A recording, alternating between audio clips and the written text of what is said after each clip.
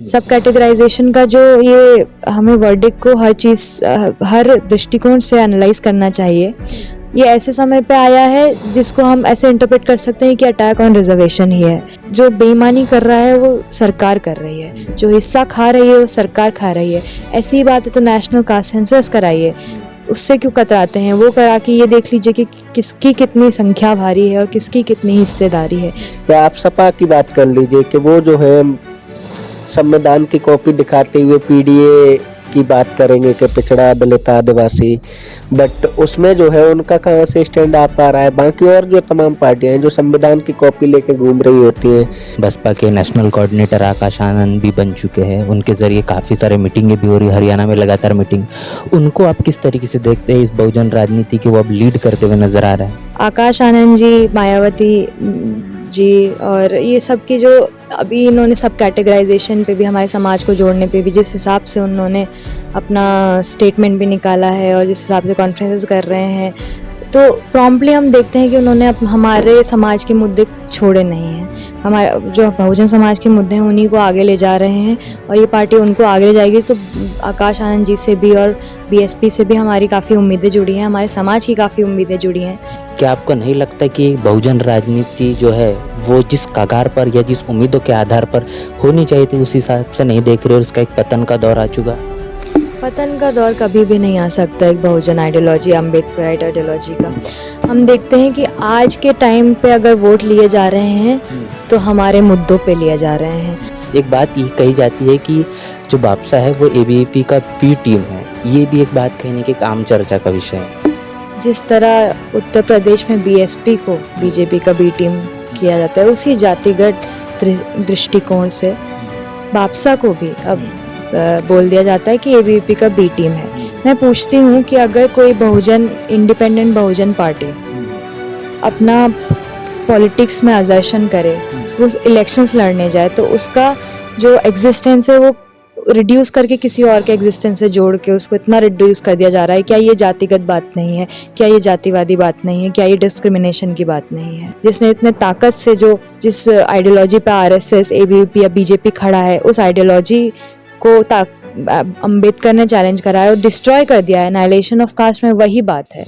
बापसा इसी आइडियोलॉजी से आता है और इसी आइडियोलॉजी का डर एबीवीपी को भी है, पर एबीवीपी से ज़्यादा लगता है कि लेफ्ट को भी है, लेफ्ट को है, क्योंकि तभी वो हमारे लिए ऐसे नेगेटिव कैंपेन करते हैं, ऐसे फॉल्स नैरेटिव्स बनाते हैं कि बापसा एबीवीपी का बी टीम है। ये सिर्फ टोकन रिप्रेजेंटेशन की बात है। कांचीराम साहब ने भी कहा था कि जब तक हमारा एक यूनाइटेड फ्रंट नहीं होगा, बहुजन फ्रंट, जो हम खुद के मुद्दे ना उठाएं, दूसरी पार्टी में जाके अपने लोग चमचे ही बन जाते हैं। मैं तो बस यही कहूँगी। सब कतराते हैं को जो भी ऐसे फैमिलीज से आते हैं, जिन फैमिलीज ने हिस्टोरिकली देखा है डिस्क्रिमिनेशन होते हुए, सहते हुए, तो वो थोड़ा डर महसूस होता है कि इतने ओपन तरीके से हम चैलेंज करेंगे ब्राह्मणिकल हेजिमनी को। तो इसी वजह से मैंने अपने पेरेंट्स को नहीं बताया था कि मैं इलेक्शंस लड़ रही हूँ और मैंने इलेक्शंस में कंटेस्ट भी करा और मेरे पेरेंट्स को तब पता चला जब मैं जीत गई थी न्यूज़ के थ्रू। तो सिस्टमैटिक जो वायलेंस हो रहा है यहाँ एससी, एसटी, ओबीसी और माइनॉरिटी स्टूडेंट्स के खिलाफ,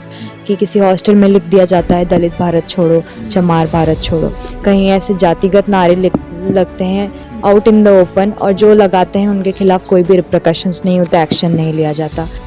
कंडीशन पे जाएंगे कि ये हंगर स्ट्राइक एक बड़े मूवमेंट की तरफ बढ़ेगा, कि हम जाएंगे फिर एडमिन की फंक्शनिंग ही रोकेंगे, वाइस चांसलर मैडम के डोर के आगे बैठेंगे और उनसे जवाब मांगेंगे कि अभी तक आपने हमें जवाब क्यों नहीं दिया है, जबकि स्टूडेंट्स यहाँ पे इतना संघर्ष कर रहा है। और ये यूनिवर्सिटी आए दिन ऐसी होती जा रही है कि एससी, एसटी, ओबीसी और माइनॉरिटी स्टूडेंट्स के लिए इनटॉलरेंट हो चुकी है। साल 2014 जेएनयू में एक ऐसा संगठन जिसने बिरसा अंबेडकर फूले स्टूडेंट एसोसिएशन के तौर पर अपनी एक शुरुआत की और तकरीबन 10 साल एक ऐसा संघर्ष किया, और आज 2024 में जो एक उसका परिणाम देखने को मिला कि जहां पर जेएनयू की उस जगह पर, उस ऐतिहासिक भूमि पर यह कहने के कहा जाता है कि यहाँ पर जो अम्बेडकराइट आइडियोलॉजी है वो सफल नहीं हो पाएगी, लेकिन उस इतिहास को बनाने का काम जिस तरीके से बापसा ने किया वो भी एक कहने के काबिल तारीफ है, अपने आप में एक मिसाल है। मेरे साथ में इस वक्त मौजूद है बापसा से जनरल सेक्रेटरी जिन्होंने इलेक्शन लड़ा और जीता भी और काफ़ी मजबूती से जीता। प्रियांशी आर्या, बहुत बहुत स्वागत है। और साथ ही साथ हमारे साथ यहाँ पर ये बापसा संगठन के जॉइंट सेक्रेटरी है, क्या नाम है आपका? राम निवास जी। इनसे भी हम जानने समझने की कोशिश करेंगे कि आखिर देश के अंदर चलने वाला जो सबसे ज़्यादा इस वक्त का सुर्खियों में जो मुद्दा चल रहा है वो SC/ST रिजर्वेशन का, बापसा का क्या स्टैंड है और तमाम तरीके की जो चीज़ें JNU के इस पूरे के पूरे परिसर में चल रही है उसके पीछे लेकर उसके लेकर इनकी क्या कुछ प्रतिक्रिया है। बहुत बहुत स्वागत है चैनल। सबसे पहले तो वो शुरुआत मैं वहाँ से करूँगा कि इस पूरे के पूरे JNU के सफ़र में शुरुआत जहाँ से आपकी हुई, जहाँ से आप आती है, जो परवरिश आपकी रही, क्या कभी लगा कि इस तरीके से आप इलेक्शन लड़कर जीत कर इस तरीके से रिप्रेजेंटेशन यहाँ पर JNU में करने का काम करेंगे? जब JNU आए थे तो ऐसा कहीं दूर दूर तक भी नहीं सोचा था। उससे पहले भी हम ऐसे परिवार से आते हैं जो इलेक्टोरल पॉलिटिक्स में इतना इन्वॉल्व नहीं है। हालांकि हमारे माता पिता ने हमेशा एजुकेशन पे एक बहुत बड़ा एम्फेसिस दिया है कि पढ़ाई सबसे अव्वल है, उसमें उसको हमेशा अव्वल रखिए। यही एक माध्यम है कि हमारे समाज के लोग आगे बढ़ पाएंगे।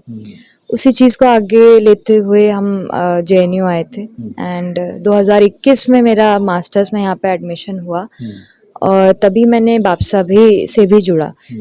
बापसा का ऐसा था कि इससे पहले मैं DU में थी, तो DU में बहुत प्रोमिनेंट है लेफ्टिस्ट पॉलिटिक्स और उसी के बारे में पता था क्योंकि वो उनके पास कुछ ऐसे रिसोर्सेज होते हैं कि वो प्रचार भी इस तरह से कर सकते हैं। उनकी पेरेंट पार्टीज़ हैं, आइसा, SFI, इन सब का नाम देश में सभी ने सुना होगा, कोई भी स्टूडेंट्स हैं।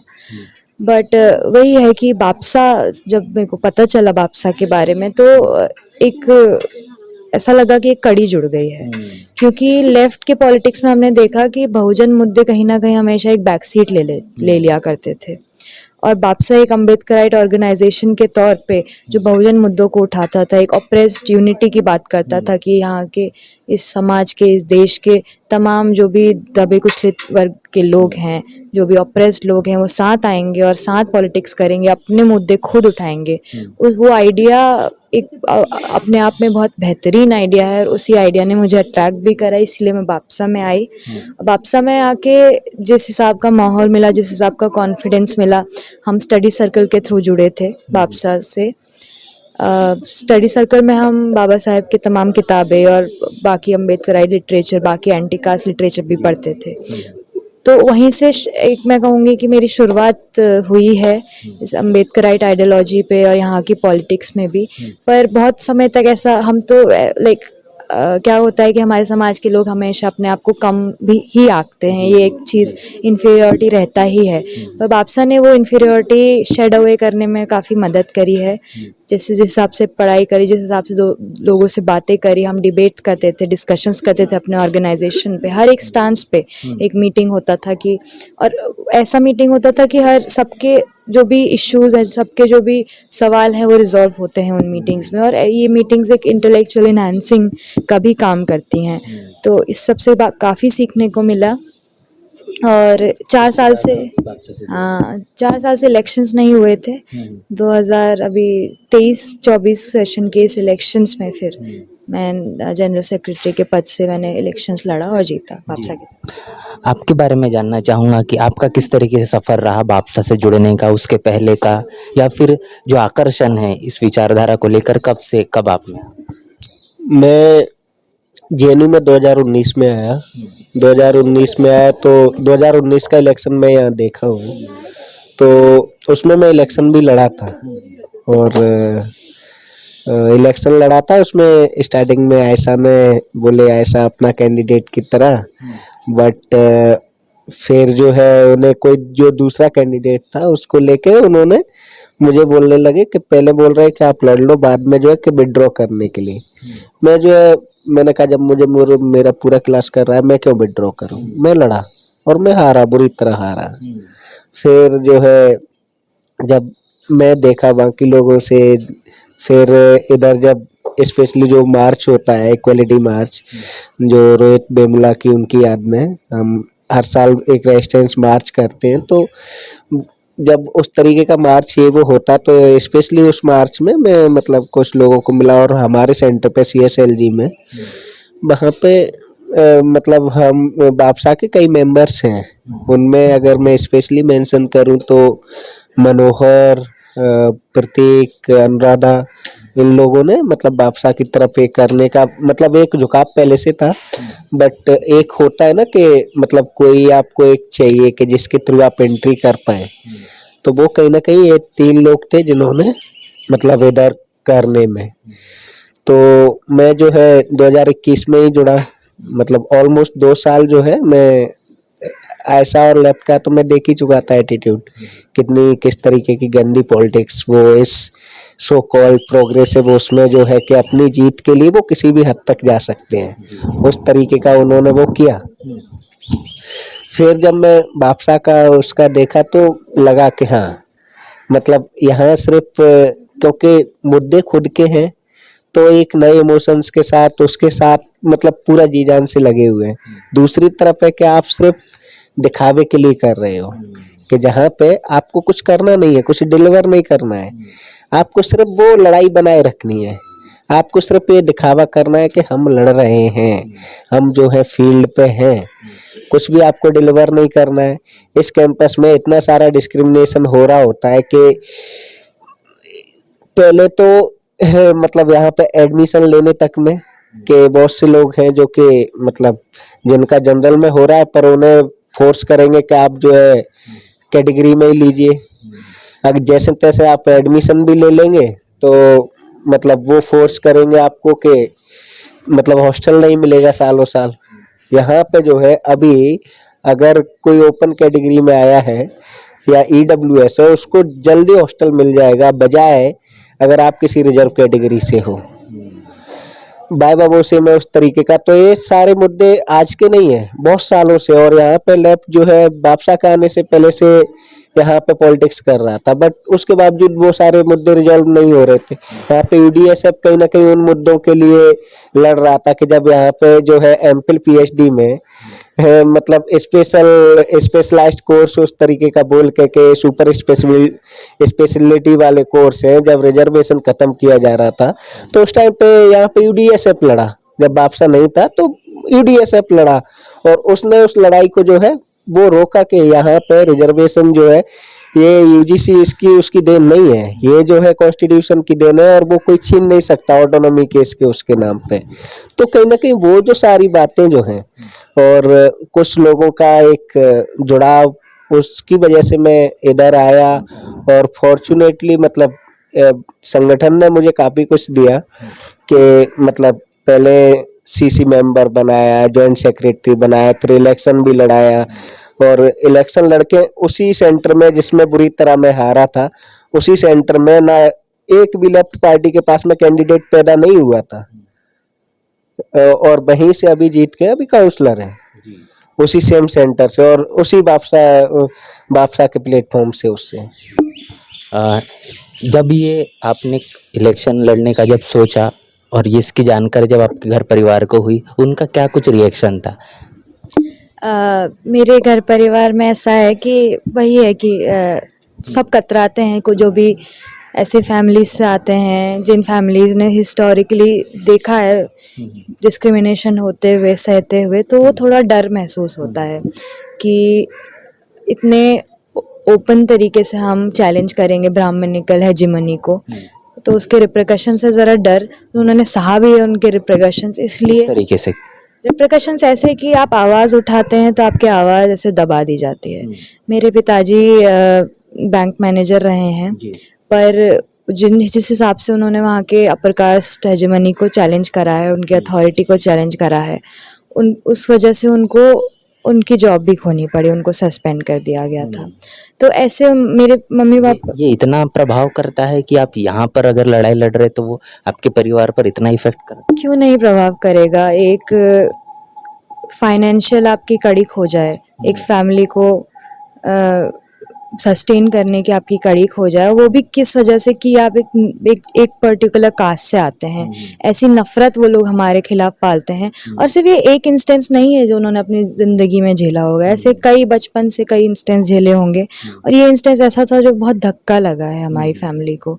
तो अब उससे तो थोड़ा डर महसूस होता ही है। तो इसी वजह से मैंने अपने पेरेंट्स को नहीं बताया था कि मैं इलेक्शंस लड़ रही हूँ, और मैंने इलेक्शंस में कंटेस्ट भी करा। और मेरे पेरेंट्स को तब पता चला जब मैं जीत गई थी न्यूज़ के थ्रू कि इसने इलेक्शंस वो भी आपने नहीं बताया था। हाँ, न्यूज़ के थ्रू पता चला कि ये इलेक्शन जीत चुकी है। तो जहाँ तक उनका कंसर्न भी था, पर उससे दुगना उनकी खुशी थी कि इतने बड़े प्लेटफॉर्म पे मैंने अपनी आवाज़ रखी है, आवाज़ बुलंदी से रखी है, अपने मुद्दे रखे हैं, साथ ही साथ उनकी स्टोरी भी, उनके स्ट्रगल्स भी हाईलाइट करे हैं। तो इस बात पे बेशक उनको बहुत गर्व महसूस हुआ था। अभी एक हंगर स्ट्राइक भी बापसा के ज़रिए हुआ था, उसका क्या कुछ मोटो था, क्या कारण था? और अमूमन तौर पर बापसा को लेकर कहा जाता है कि वह इस तरीके की हंगर स्ट्राइक नहीं करता। बापसा की तरफ से हंगर स्ट्राइक नहीं था, पहली बात ये मैं क्लियर कर देना चाहती हूँ। हंगर स्ट्राइक JNU-SU की तरफ से था। और इस कैंपस में हम देखते हैं कि बहुत ऐसा, इतने सालों से ऐसे मुद्दे चलते आ रहे हैं। 4 साल से कोई यूनियन नहीं था, और अब इस यूनियन आया है तो वो जिम्मेदारी है कि जो सारे मुद्दे हैं वो हम अब सॉल्व करवा पाएँ।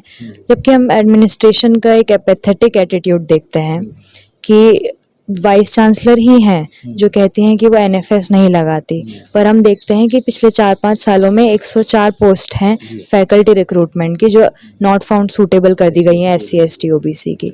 अभी रिसेंटली एग्जीक्यूटिव काउंसिल मीटिंग जो 26 जुलाई को हुई थी, उसमें भी ऐसी 8 पोस्ट हैं SC ST OBC की, और इवन बैकलॉग पोस्ट उन्होंने नॉट फाउंड सूटेबल करी है।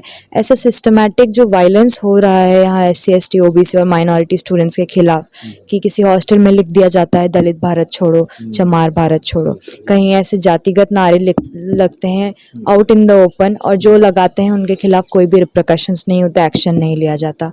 हम देखते हैं कि एक तरफ तो JNU का कल्चर सेलिब्रेट होता है, JNU टीचर्स एसोसिएशन के प्रोग्राम मोज़ेक के थ्रू कि हम रिक्लेम करेंगे JNU की लेगेसी, पर उसी तरफ किस लेगेसी की बात करते हैं? उस लेगेसी ने जिसने SC ST OBC स्टूडेंट्स को कुचला है, या उस लेगेसी ने जिसने रिजर्वेशंस को थ्रेटन करा है, उस लेगेसी को क्वेश्चन करते हैं। मोज़ेक जिस दिन हुआ था उसी दिन वाइवा वोसे का भी रिजल्ट आया था PhD के, और उसमें हमारे स्टूडेंट्स को, SC ST OBC स्टूडेंट्स को 1, 2 या 3 नंबर दे दिया था। 5 नंबर होता है रिसर्च प्रपोजल सबमिट करने का बेयर मिनिमम, उससे कम नंबर दिए जा रहे हैं। तो ये तो इम्पॉसिबल बात है, और साफ साफ पता चलता है कि जातिगत तौर पे डिस्क्रिमिनेशन किया गया है। वहीं अपर कास्ट स्टूडेंट्स को 30 या 29 नंबर दिए जाते हैं।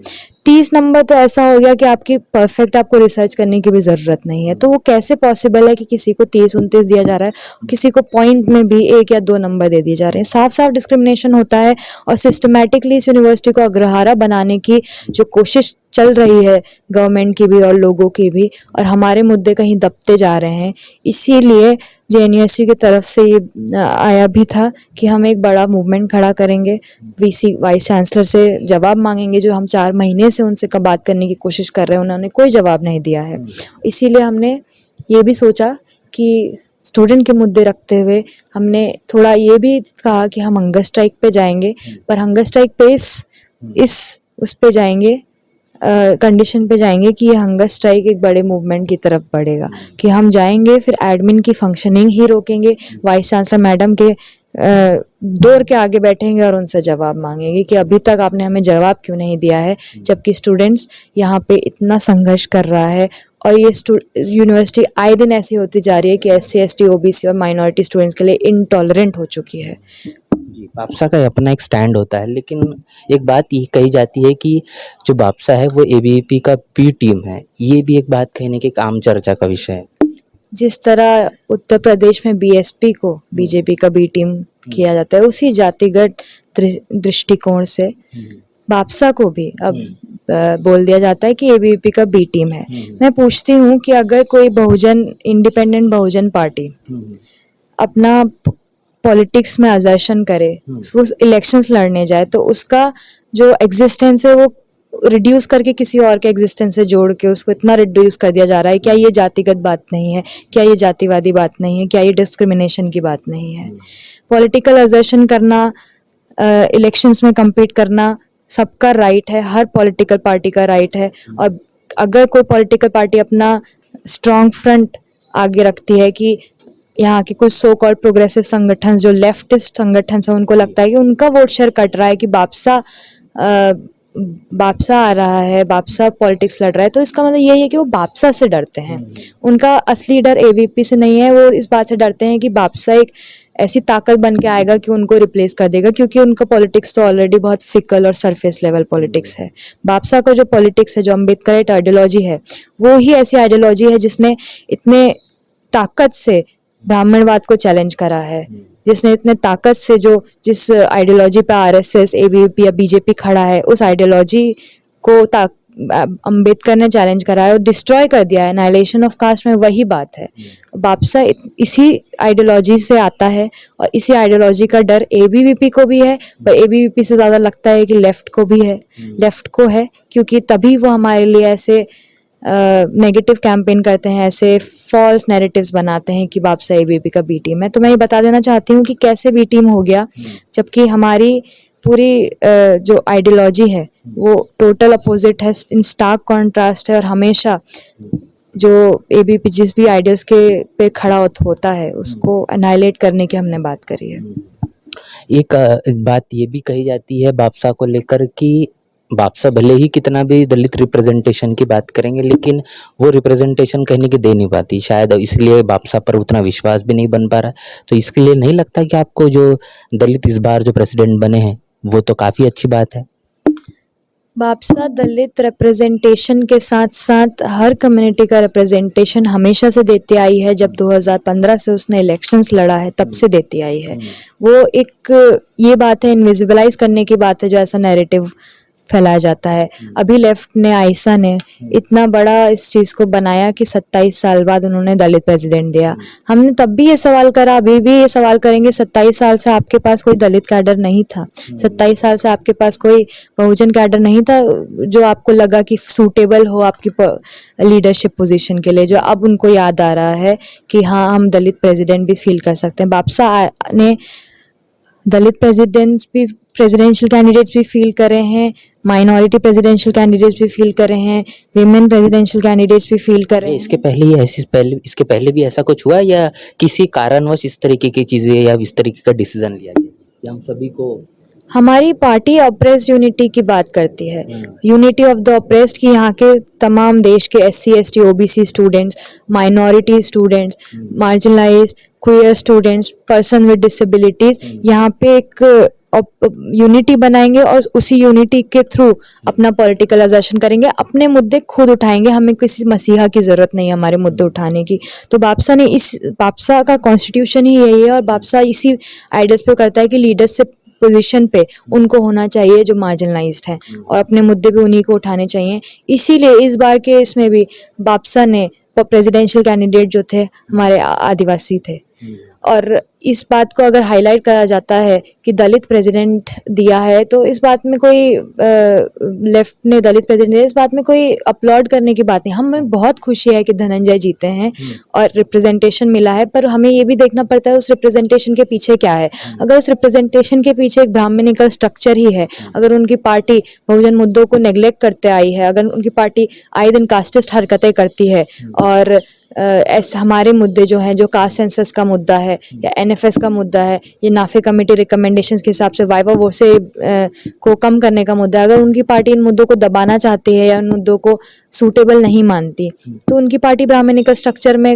ही ऑपरेट कर रही है। तो एक बस टोकन रिप्रेजेंटेशन देके कुछ बदलाव नहीं आएगा उनके आइडियोलॉजी में, या उनको, या फिर ऐसा नहीं हो जाएगा कि सडनली ऐसा बहुजन मुद्दों को उठाने लगा है। ऐसा कभी नहीं हुआ है और ऐसा आज भी हम देखते हैं कि नहीं होता है। ये सिर्फ टोकन रिप्रेजेंटेशन की बात है। कांचीराम साहब ने भी कहा था कि जब तक हमारा एक यूनाइटेड फ्रंट नहीं होगा, बहुजन फ्रंट, जो हम खुद के मुद्दे ना उठाए, दूसरी पार्टी में जाके अपने लोग चमचे ही बन जाते हैं। मैं तो बस यही कहूँगी। SC ST का जो अभी ये सुप्रीम कोर्ट का जो वर्डिक्ट आया है काफ़ी ज़्यादा चर्चा का विषय बन चुका है। भापसा का इस पर क्या कुछ स्टैंड है? और इसी के साथ और एक सवाल जोड़ना चाहूँगा कि बाकी जो संगठन जो जेएनयू में है, उनके स्टैंड को आप किस तरीके से देखते हैं? अ, जो एसएफआई है उनका सीपीआईएम ने बहुत पहले स्टैंड निकाल दिया था इन सपोर्ट सब कैटेगराइजेशन के, और एसएफआई ने उसी लाइन पे भी ये निकाला कि कास्ट सेंसस के साथ साथ सब कैटेगराइजेशन होना चाहिए। तो अभी हम अगर ये कर रहे हैं कि एसएफआई उस लेवल पे अगर कास्ट सेंसस मांग रहा है, तो इस लेवल पे यूनिवर्सिटी लेवल पे जो हम कास्ट सेंसस पुश कर रहे हैं, तो वो उनके टॉप एजेंडाज में क्यों नहीं है, या उसको इतनी मजबूती से क्यों नहीं रखते वो। हमारा बापसा का स्टैंड सब कैटेगराइजेशन पे हम काफ़ी टाइम से इस बात को डिस्कस भी कर रहे थे, और हम यही कहना चाहेंगे कि हम मानते हैं कि रिप्रेजेंटेशन होना चाहिए रिजर्वेशन के विद इन, पर हमें नहीं लगता कि सब कैटेगराइजेशन उसका एक जरिया है। सब कैटेगराइजेशन का जो ये हमें वर्डिक्ट को हर चीज़ हर दृष्टिकोण से एनालाइज करना चाहिए। ये ऐसे समय पे आया है जिसको हम ऐसे इंटरप्रेट कर सकते हैं कि अटैक ऑन रिजर्वेशन ही है। एक जो यूनिटी होती है, जो हम एक एससी कैटेगरी जो बनी थी अनटचेबिलिटी के हिसाब से बनी थी, हमें पॉलिटिकल रिप्रेजेंटेशन के देने के लिए बनी थी, उस यूनिटी को डिवाइड करना की कोशिश कर रहे हैं। तो ये मैं पूछना चाहती हूँ कि ये कौन होता है कि एक ब्राह्मण डोमिनेटेड बेंच बिना डेटा के, बिना कास्ट सेंसस के, बिना प्रॉपर ये देखे कि जो अभी का रिप्रेजेंटेशन है क्या वो इम्प्लीमेंट हो रहा है कि नहीं हो रहा है। क्योंकि हम जानते हैं कि अभी का रिप्रेजेंटेशन भी इम्प्लीमेंट नहीं हो रहा, तो वो कौन होता है ये कहने वाला कि सब कैटेगराइजेशन करेंगे, या वो कौन होता है कहने वाला कि एससी में कुछ ऐसी कास्ट हैं जो ऊपर आ चुकी है, उनके क्या स्टैंडर्ड्स है ये नापने की कि वो ऊपर आ चुके हैं, क्या इकोनॉमिक मोबिलिटी उनका स्टैंडर्ड है। तो हम ये भी बता दें कि हमारे ही कास्ट में जो सो कॉल्ड कुछ लोगों ने अगर ले भी लिया होगा रिजर्वेशन, तो अपने घरों में ऐसे होंगे कि एक आदमी कमाता होगा, एक औरत कमाती होगी, और बाकी के अभी उनको प्रॉपर पोस्ट नहीं मिली है। अपर कास्ट में देखिए एक प्रोफेसर होगा तो उनका भाई भी, उनकी बहन भी, सभी पूरे टीचर्स होंगे, सभी प्रोफेसर होंगे, सभी किसी ऐसे ग्रेड 1 ग्रेड 2 ऐसे पोस्ट में होंगे।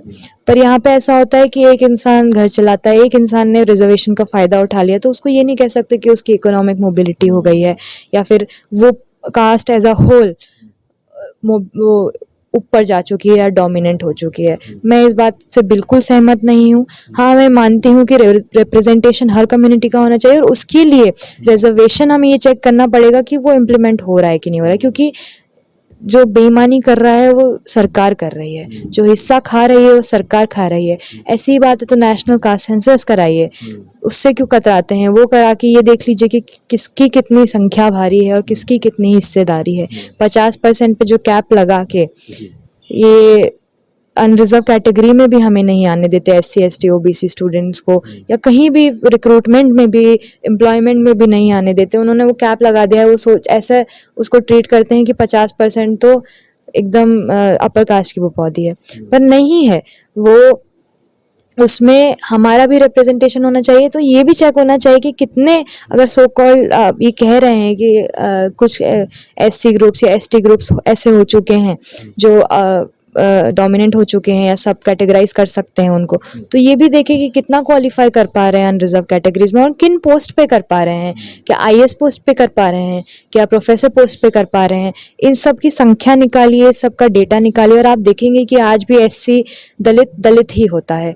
जो ब्राह्मण की दृष्टि से वो नहीं देखेगा कि ये वाल्मीकि है या ये चमार है या ये लोहार है तो मैं इसको अलग ट्रीट करूंगा। वो हमको अछूत की तरह ही ट्रीट करेगा और हमको एक जैसा दलित ही मानेगा, और हमें जॉब से, पढ़ाई से, सबसे रोकने की ही कोशिश करेगा। आपसे एक सवाल जानना चाहूँगा कि तमाम जो राजनीतिक पार्टियां हैं जिन्होंने संविधान को बचाने की बात की, आरक्षण को लागू करने की बात की, जातिगत जनगणना की बात की, लेकिन आज इस SC ST के जो वर्गीकरण का मुद्दा चल रहा है, इस पर उनका स्टैंड क्यों नहीं क्लियर है? जैसे कि यहाँ पर JNU के तमाम संगठन हैं, बापसा को छोड़कर उनका स्टैंड क्लियर नहीं दिखता, क्या कारण? देखिए मतलब आज वो जो भी कर रहे हैं वो कुछ भी अलग नहीं जो उन्होंने पिछले 70 सालों में किया है। लेकिन अभी तो राहुल गांधी के रवैये में भी बदलाव है। वो चाहते हैं कि जातिगत जनगणना हो। देखिए अगर रवैये में बदलाव है तो वो यहाँ पे भी दिखता कि कम से कम वो वर्गीकरण पे उनका जो भी है वो उसको सपोर्ट करते हैं, अपोज करते हैं। अभी अगर आप कांग्रेस पार्टी का देखेंगे रवैये के बदलाव का, तो उनका मतलब जो राष्ट्रीय अध्यक्ष जो है वो दलित है, बट उसके बावजूद भी अगर आप देखेंगे वो इवन अपना स्टैंड तक बाहर नहीं ला रहे कि उनका क्या स्टैंड है। या आप सपा की बात कर लीजिए कि वो जो है संविधान की कॉपी दिखाते हुए पीडीए की बात करेंगे कि पिछड़ा दलित आदिवासी, बट उसमें जो है उनका कहाँ से स्टैंड आ पा रहा है। बाकी और जो तमाम पार्टियां हैं जो संविधान की कॉपी लेके घूम रही होती हैं, जो कम्युनिस्ट जो मतलब संविधान की कॉपी लेके घूम रहे होते हैं कि संविधान बचाओ रैली कर रहे होते हैं, प्रियम्बल पढ़ रहे होते हैं, उनका मतलब वो अभी जो कर रहे हैं उसमें कुछ भी बदलाव नहीं है। अभी वो जस्ट अपोजिशन में है, तो उन्हें पता है कि अगर वो अपने खुद के उस पे जाएंगे, खुद के प्लैंक पे जाएंगे, लोग उन्हें 4 सीट नहीं देंगे। उन्हें लेकिन लोग तो अभी बार बार उन पर विश्वास कर रहे नहीं, अभी वो अपने एजेंडे पे नहीं जा रहे हैं। अभी जो एजेंडा जो है वो मान्यवर साहब के एजेंडे पे उतरे हैं। एजेंडा हमारा लेके गए हैं, पर उनके इरादे जो हैं वो उस एजेंडे को फुलफिल करने के नहीं है। जैसे ही वो उसमें आएंगे, सत्ता में आएंगे, वैसे ही वही सारा कुछ होगा। अगर आप 2004 याद करेंगे तो जब BJP signing NDA signing India की बात कर रही थी और उसके बाद में जब यूपीए बनती है, तो आप देखेंगे कि जब ओबीसी रिजर्वेशन को एजुकेशन में लागू करने की बात होती है, तो जब अर्जुन सिंह लागू करने की कोशिश करते हैं तो उन्हीं की कैबिनेट से जो मिनिस्टर बैठे होते हैं वो उसका विरोध कर रहे होते हैं। कपिल सिब्बल, पी चिदम्बरम, और वो बड़ा बड़ा लिख रहे होते हैं। जो कमेटी बनी हुई होती है, नेशनल एडवाइजरी कमेटी, जो कि एक्स्ट्रा कॉन्स्टिट्यूशनल बॉडी बना के वो जब एडवाइज कर रही होती है, कई उस पे जो कई मेंबर जो थे वो रिजाइन कर देते हैं इस बात पे कि आप ओबीसी रिजर्वेशन एजुकेशन में कैसे लागू कर सकते हैं।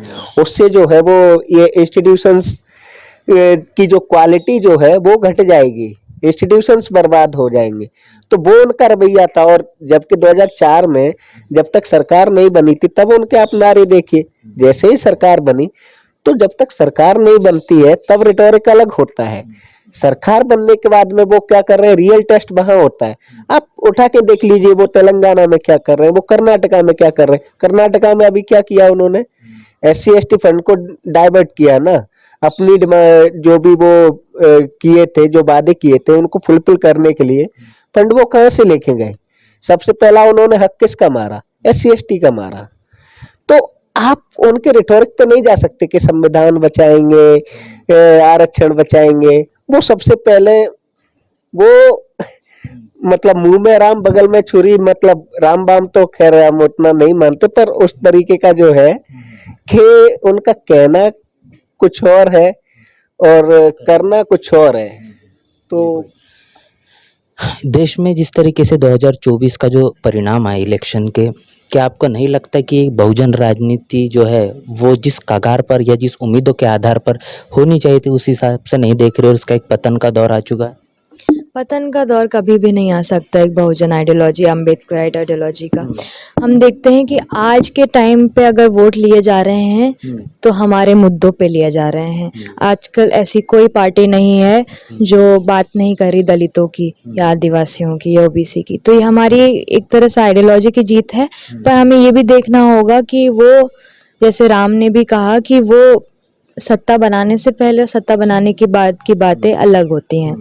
हमारे मुद्दों को अप्रोप्रिएट करते हुए वोट बटोरे जा रहे हैं, हमारे लोगों से वोट बटोरे जा रहे हैं। और उस वहीं पे हम देखते हैं जो कांग्रेस, जो इंडिया अलायंस है, जो कांग्रेस है, वो बहुजन मुद्दों के, नेशनल कास्ट सेंसस के बारे में बात करती है, अब बहुत वोकल हो गई है। हम देखते हैं तेलंगाना में कि उनकी सरकार जो है, रोहित वेमुला का वर्डिक्ट जो केस का वो आता है, रोहित वेमुला को ऐसा ठहरा दिया जाता है कि he was not mentally stable, या उन्होंने झूठ बोला अपने SC होने के लिए, इसलिए उन्होंने सुसाइड करा। तो ये रोहित वेमुला की याद पे, रोहित वेमुला की से जो हम जुड़े हैं, एक हम उनको देखते हैं जिस तरह से, उस पे एक लांछन लगाना जैसा है, उसको बेइज्जत करना जैसा है। और उसके खिलाफ सरकार ने कुछ नहीं करा, कांग्रेस ने कुछ नहीं करा। और ऐसे ही इन्हीं ये जो टेस्ट हैं हम देख सकते हैं कि वो किस कहाँ तक हमारे मुद्दों तक की बात करना चाहते हैं। और मैं नहीं मानती कि हमारे जो अम्बेडकर आइडियोलॉजी है वो कभी भी ऐसे कगार पे आ सकती है कि वो ख़त्म हो जाए, क्योंकि ये नींव इस देश की जो कॉन्स्टिट्यूशन की नींव है वो बाबा साहेब ने रखी है। और आगे हमारी लड़ाई जारी रहेगी इस बात पे। और जैसे आप देखते हैं कि इस यूनिवर्सिटी में अभी भी आज 10 साल बाद बापसा का जो आगमन हुआ है यूनियन में, वो भी एक काफ़ी सेलिब्रेट करने की बात है हमारे स्ट्रगल को। और ऐसे ही सत्ता में भी, बाहर की सरकार में भी हम बहुजन पार्टीज़ का दबदबा बना रहेगा और उनका रिप्रेजेंटेशन होगा। और हमारा जो जीत है कहीं ना कहीं वो है कि हमारे संघर्ष में ही है कि हमारे लोग उस तबके से आते हुए भी, इतने ऑब्स्टिकल्स झेलते हुए भी आज पॉलिटिकल असर्शन कर रहे हैं और वोट बटोर रहे हैं, अपना कैंडिडेट्स फील कर रहे हैं, अपनी पार्टीज़ के जो इंडिपेंडेंट जो लाइक बहुजन पार्टीज़ हैं होलिस्टिकली, वो मुद्दे उठाते हुए, ऑप्रेस्ड के मुद्दे उठाते हुए आज पॉलिटिकल असर्शन भी कर रहे हैं। वो भी हमारी आइडियोलॉजी की एक बहुत बड़ी जीत है और इससे आगे ही बढ़ना होगा। मुझे नहीं लगता कि कोई ऐसा पॉइंट आ सकता है कि ये आइडियोलॉजी कभी ख़त्म होगी, क्योंकि इस आइडियोलॉजी की ऐसी स्ट्रेंथ है। और यहाँ जहाँ जहाँ जब तक इस देश का बहुजन रहेगा, मैं नहीं मानती कि अम्बेडकर आइडियोलॉजी अम्बेडकर को कोई भूल पाएगा। देश के लाल किले से जो तमाम बड़ी बड़ी बातें प्रधानमंत्री मोदी जी ने कही, SC ST का मुद्दा तो उस समय गायब ही था, लेकिन इस 78 वर्षों के बाद बापसा के और इस JNU के जनरल सेक्रेटरी होने के नाते आप देश की हालत कैसे देखते हैं? कितना परिवर्तन देखते हैं? क्या बहुजन समाज उस हालात पर पहुंच पाया है कि अपने आप को वो अभी भी इस देश में चलने वाली तमाम व्यवस्थाओं से लड़ सकता है? देखिए, लड़ तो हम रहे ही हैं और लड़ते तो हम आए ही हैं। जब भी हमारे एग्जिस्टेंस पर अटैक होता है, हम लड़ते आए हैं, संघर्ष करते आए हैं और इन सब के खिलाफ करते रहेंगे। हालांकि मैं ये नहीं मानती कि इंडिपेंडेंस के बाद हम ये सोचते हैं कि देश में जो इनका आर्ग्यूमेंट रहता है कि SC ST OBC जो हैं वो काफ़ी ऊपर आ चुके हैं, मैं ये नहीं मानती कि ये हुआ है। और ये इसलिए नहीं हो पाया है क्योंकि जो ब्राह्मण बनियों की हेजिमनी है सत्ता में, और ब्राह्मण बनियों की हेजिमनी हर सेक्टर में है, चाहे वो पब्लिक सेक्टर हो, प्राइवेट सेक्टर हो। वो जिस तरह से गेट कीप करते हैं हर अपॉर्चुनिटी को, जिस तरह से हम लोगों को बाहर रखते हैं, ये अभी इस देश में आज भी होता है। ये दुखद बात है कि आज भी होता है, पर इसके खिलाफ हम देखते हैं कि संघर्ष भी तमाम जो भी फोर्सेस हैं उनका जारी है। हम देखते हैं कि कैसे आज हम लड़ रहे हैं, तभी हमारे पास जो भी है वो है, वरना ये वो भी ले लेते हैं। ये रिजर्वेशन पे जिस तरह से कंटिन्यूस अटैक्स होते हैं, तो यही बात है कि अगर हमारी आइडियोलॉजी में इतनी ताकत नहीं होती, हम में इतनी ताकत नहीं होती, तो ये हमसे ये भी ले लिए जाते। हमें अब बस ये है कि बाबा साहेब के जो कदमों पे चलने की बात है, हम मानते हैं कि बाबा साहेब की आइडियोलॉजी, बाबा साहेब के कदमों में, मान्यवर के कदमों पे हम चलेंगे। जिस तरह से अगर हम समाज जोड़ेंगे तो हम इनकी सत्ता को भी ओवरटर्न कर सकते हैं। जिस तरह से बहुजन यूनिटी की बात मान्यवर ने भी करी है, जिस तरह से बाबा साहेब ने हम सबको एकजुट करा है, बोला है कि एजुकेट करिए, एजिटेट करिए, ऑर्गेनाइज करिए।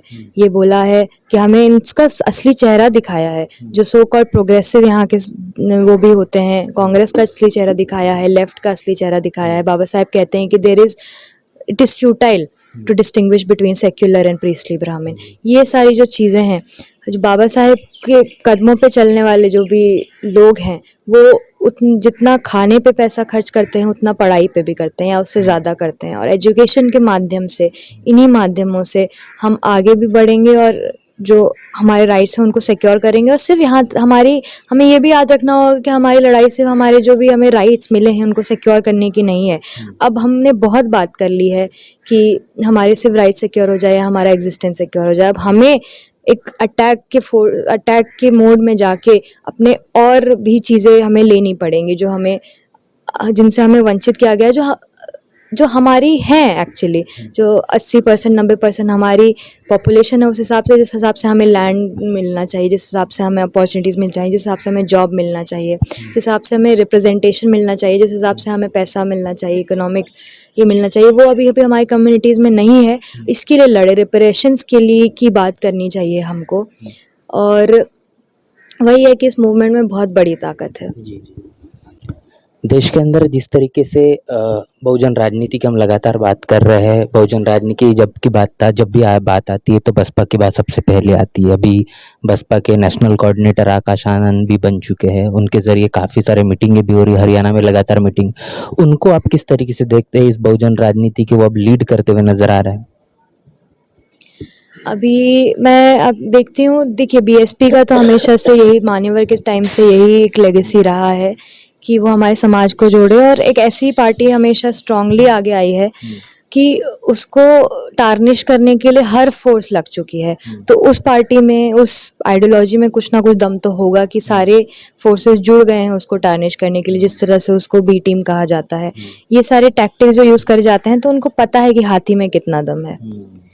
आकाश आनंद जी, मायावती जी, और ये सब की जो अभी इन्होंने सब कैटेगराइजेशन पे भी, हमारे समाज को जोड़ने पे भी, जिस हिसाब से उन्होंने अपना स्टेटमेंट भी निकाला है और जिस हिसाब से कॉन्फ्रेंसेस कर रहे हैं, तो प्रॉम्प्टली हम देखते हैं कि उन्होंने हमारे समाज के मुद्दे छोड़े नहीं हैं। हमारे जो बहुजन समाज के मुद्दे हैं उन्हीं को आगे ले जा रहे हैं, और ये पार्टी उनको आगे ले जाएगी। तो आकाश आनंद जी से भी और बीएसपी से भी हमारी काफ़ी उम्मीदें जुड़ी हैं, हमारे समाज की काफ़ी उम्मीदें जुड़ी हैं। कांशीराम साहब की आइडियोलॉजी में चलते हुए हमें भरपूर भरोसा है कि बीएसपी और बढ़ेगा और सत्ता में भी आएगा और पॉलिटिकलाइजेशन भी उस हिसाब से होगा। हम देखते हैं कि यही जो लीडर्स हैं वो दम रखते हैं कि एक बाकी के, जैसे हम देखते हैं कि कन्हैया कुमार निकले हैं यहाँ से, तो फिर वो यहाँ पे तो लेफ्ट में रहे, फिर वो कांग्रेस में चले गए, और वो वोट गार्नर करने के लिए एक जो ब्राह्मणिकल आइडियोलॉजी है उसी को अपीज करते हुए वोट गार्नर करते हैं। वो कहते हैं कि मैं भी जेल में रहा हूँ कृष्ण की तरह। वो कृष्ण से अपना रिजेम्बलेंस या जो भी सिमिलैरिटी ड्रॉ करते हुए वो उस फोल्ड को भी, जो उस फोल्ड को गार्नर करना चाहता है, जो जिस फोल्ड ने, जिस आइडियोलॉजी ने, जिस मानसिकता ने सालों साल हमें दबाया है, हमें नीचे रखा है। पर बीएसपी का कोई भी नेता ऐसा नहीं करता। वो इनके दोगलेपन को चैलेंज करने के एकदम दम रखता है, हौसला रखता है। आप देखते हैं आकाश आनंद जी ने एक नेहरू पे एक वो भी निकाला था, एक न्यूज़ रिपोर्ट रिसेंटली, जिसमें 1961 की बात है कि नेहरू ने ही बोला था कि वो कास्ट बेस्ड रिजर्वेशन के खिलाफ है। हाँ, सभी मुख्यमंत्रियों को लेटर दिया था। तो ये सब जो अभी कांग्रेस कर रही है, इन सब का पर्दाफाश करते हुए ये क्रिटिक करने की बात होती है हमारे हम बीएसपी में या हमारे बहुजन पार्टीज में, वो स्ट्रॉन्ग क्रिटिक हमेशा जारी रहे, क्योंकि हमारा एग्जिस्टेंस हमारा ये क्रिटिक के थ्रू होगा और आगे बढ़ेगा। क्रिटिक करने की जो एसिमिलेशन हम नहीं मांगते कि हम उनको अपीज़ करें, उन कास्ट हिंदूज को अपीज़ करें जो हमें दबाया है, उस आइडियोलॉजी को अपीज़ करें, या ब्राह्मणवाद, मनुवाद को हम ज़रा जगह दें हमारी आइडियोलॉजी में। हमारा टोटल एनाइलेशन की बात है। हमें कंसोलेशन भी नहीं चाहिए, हमें रिफॉर्मेशन नहीं चाहिए, हमें एसिमिलेशन भी नहीं चाहिए उनके फोल्ड में। हम अपने आप को हिंदू भी नहीं मानते, हमें बस चाहिए, हमें एनाइलेशन चाहिए इन सारे स्ट्रक्चर्स का जो हमें दबा के रखते हैं, और ये दम हमारे बहुजन नेता रखते हैं, मैं मानती हूँ। एक बहुत ही महत्वपूर्ण चर्चा हमने की है, जिसमें तमाम मुद्दों को लेकर आपसे जो राय है, जो प्रतिक्रिया है बापसा की, वो आपसे हमने साझा की है। पूरे के पूरे मसले को लेकर आपकी प्रतिक्रिया हमें कमेंट बॉक्स में लिखकर ज़रूर साझा करें। मिलते हैं नए वीडियो में, तब तक के लिए जय भीम, जय भारत।